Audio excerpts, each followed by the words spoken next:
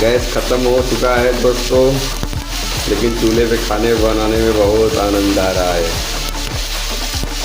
और चूल्हे पर खाना का स्वाद एकदम अलग। आप देख सकते हैं अभी मैं सब्ज़ी बना रहा हूँ, आलू प्याज भूज रहा हूँ।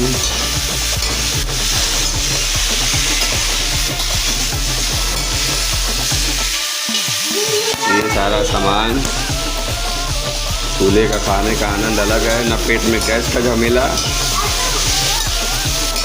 ना कुछ।